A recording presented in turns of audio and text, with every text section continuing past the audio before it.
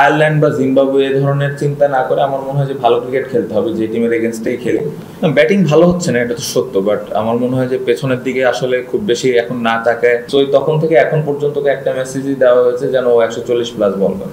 Home সিরিজে গত বছর যেই আমরা ম্যাচগুলো খেলেছি আমরা ভালো ক্রিকেট খেলিনি। আমার মনে হয় যে আমাদের যে ধরনের প্ল্যান ছিল, আমরা প্ল্যান করেছি, বাট প্ল্যানগুলো আমরা অ্যাজ এ প্লেয়ার আমরা এক্সিকিউট করতে পারিনি। বাট আমার মনে হয় যে কিভাবে এই বছরটা আমরা হোমে ক্রিকেট খেলি, যেই ল্যাকিংসগুলো ছিল, যে ভুলগুলো ছিল, ওইগুলো ওভারকাম করে কিভাবে আমরা হোমেও রেজাল্ট করতে পারি, এটা ইম্পর্টেন্ট। কারণ অ্যাওয়েতে রেজাল্ট আনাটা ডিফিকাল্ট কম্পেয়ার যদি আমি হোমের সাথে করি। সো অ্যাওয়ে যেহেতু ভালো হয়েছে, সো আমি আশা করবো যে হোমেও যেন ভালো হয়, এবং পাশাপাশি অ্যাওয়েতে আমরা যেরকম লাস্ট ইয়ার খেলেছি এর থেকে আরও ভালো ক্রিকেট খেলতে পারি।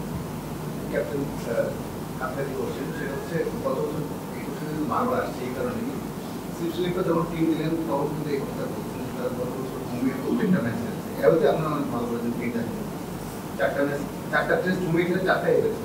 কিন্তু এবার বিপরীত করা সম্ভব কিনা, যেখানে আয়ারল্যান্ড এবং জিম্বাবুয়ের সঙ্গে আপনার 4টা এই দুইটা মানে ফুল মিল করা সম্ভব? ওইভাবে অপোনেন্ট আয়ারল্যান্ড বা জিম্বাবুয়ে এই ধরনের চিন্তা না করে আমার মনে হয় যে ভালো ক্রিকেট খেলতে হবে, যে টিমের এগেনস্টেই খেলে।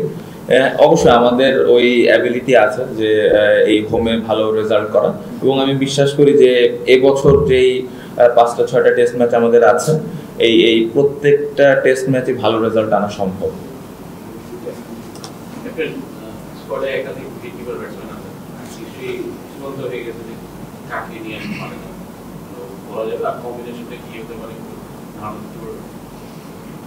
কম্বিনেশনটা আসলে সবাই খেলার জন্য প্রস্তুত আছে, অ্যাজ ইউজুয়াল এই উত্তর অনেকবার দিয়েছে। আমার মনে হয় খুবই হেলদি একটা কম্পিটিশন, আমার মনে হয় স্পেশালি যারা উইকেট কিপিং করবেন। সো আই হোপ যে কালকে যখন টসের পরে আপনারা জেনে যাবেন ইনশাআল্লাহ।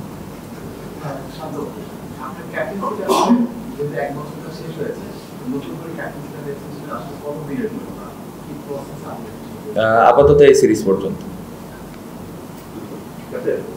আপনি যেটা বলছিলেন যে আমাদের টেস্ট কালচারের কথা, শরীরিক ভাষায় কিছু পরিবর্তন আনতে যাচ্ছেন, মানসিক পরিবর্তন আনতে যাচ্ছেন এই বছর থেকে।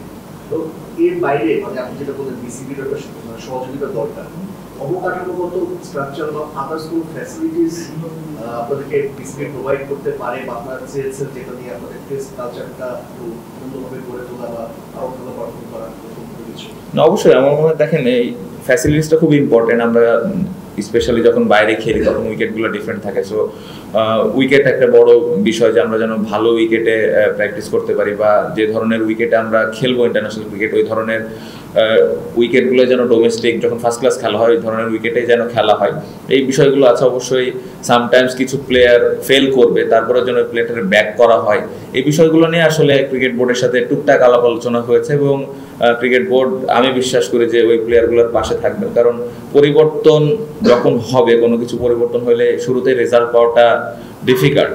সো কোনো সময় যদি কোনো প্লেয়ার পারফর্ম না করে, স্টিল আমি বিশ্বাস করি যে ওই প্লেয়ারটাকে যেন আমরা সবাই মিলে একসাথে ব্যাক করি।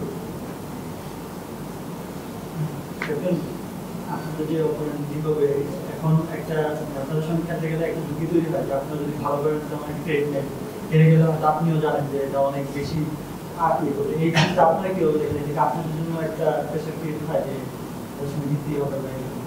না, আমরা এইভাবে দেখছি না, কারণ এই জিনিসগুলো আসলে অনেক সময় আপনাদের থেকে আসে, অনেক সময় সাধারণ মানুষ যারা খেলা ফলো করেন তারা আসলে এই কম্পেয়ারটা করেন যে জিম্বাবুয়ে বা ছোট দল বা বড় দল এই জিনিসগুলো। But as a professional cricketer আমরা আসলে এক একটা বল বাই বল চিন্তা করি যে কীভাবে ওই বলটার সাথে আমরা ফাইট করে জিততে পারি।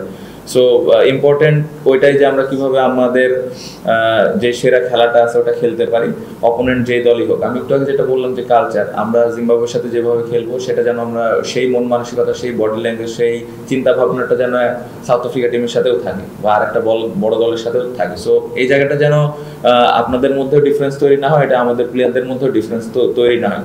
সো আমি মনে করি যে আমাদের প্লেয়ারদের মধ্যে এরকম ডিফারেন্স নাই যে ছোট দলের সাথে খেলতেছি বা এখন বড় দলের সাথে খেলতেছি। ইমপ্রুভমেন্টের জায়গা আছে, বাট আমার মনে হয় যে এই জায়গাটা থেকে আমরা খুব ভালোভাবে ওভারকাম করতে পারবো।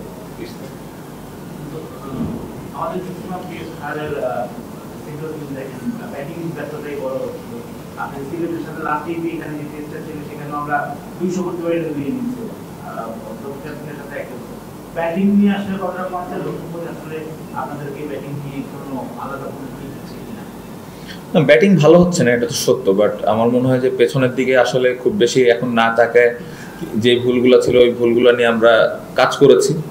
অবশ্যই এই জায়গায় আরও ইমপ্রুভমেন্টের জায়গা আছে, বাট আমার মনে হয় প্রত্যেকটা প্লেয়ার খুব স্পেসিফিকভাবে ওই জায়গাগুলো নিয়ে কাজ করেছে যে ভুলগুলো অতীতে হয়েছে। সো আমি অ্যাজ এ ক্যাপ্টেন হিসেবে এটাই আশা করব সবার কাছে যে নতুনভাবে শুরু হচ্ছে এই বছরের যেহেতু প্রথম টেস্ট আমাদের, সো আমরা যেন শুরুটা ভালো করতে পারি এবং আমি আশা করব যে ব্যাটসম্যানরা খুব ভালোভাবে কন্ট্রিবিউট করতে পারবে। Last two question. আপনি নতুন শুরু কথা বলছেন, সেখানে আমি শিওর যে একটা ভাইটাল রোল প্লে করবে নাহিদ। তার কাছে আপনার চাওয়া কি থাকবে? চাওয়া এই মানে এই অর্থে যে যেমন প্রতিবার পেসার এর আগে যারা ডিস্ট্রিক্টে আছে ওয়াসিম ওয়াকার যখন আসলেন তখন তাদের কাছে ক্যাপ্টেন ইমরান চাইলেন যে শুধু জোরে বলুন আর কিছু ভাবুন না, শোয়েব লিখে তো তাদের কেমন তৈরি হচ্ছে। নাহিদ ফলের ম্যাচে বোলিং করেছে আমাদের দেশের মধ্যে, কিন্তু এই সময়টা আপনি ওর কাছে কি চাইবেন? আমি সবসময় ওকে ও ডে ওয়ান থেকে, ওকে তো আমি অনেক আগে থেকে চিনি, আমার রাজশাহী ডিভিশন থেকেই খেলেছে, যখন ও কিছুই খেলেনি একাডেমিতে প্র্যাকটিস করতো তখন থেকেই চিনি। সো তখন থেকে এখন পর্যন্ত ওকে একটা মেসেজই দেওয়া হয়েছে যেন ও 140+ বল করে। সো এখন পর্যন্ত ওই মেসেজটা ক্লিয়ার এবং আমি আশা করব যে আগামীকালকে যদি ওর খেলার সুযোগ আসে তাহলে ও যেন 140+ বল করে। নাইটের কথা বলেন, আপনি ছোটবেলা থেকেই চেনেন। গতকাল প্রেস কনফারেন্সে শন উইলিয়ামস এসেছেন, যখন নাইটকে নিয়ে প্রশ্ন করার বললেন যে আসলে এখন দুনিয়াতে অনেকেই জোরে বল করে এবং বোলিং মেশিন আছে যেটা হিউম্যান বিং থেকে আসলে আরো জোরে আসে, যেটা আসলে তারা খুব সহজভাবে বললেন যে নাইটকে আসলে ভাবছেন না। আসলে কি অত সহজ নাকি নাইট এক্সেপশনাল, এক্সট্রাঅর্ডিনারি?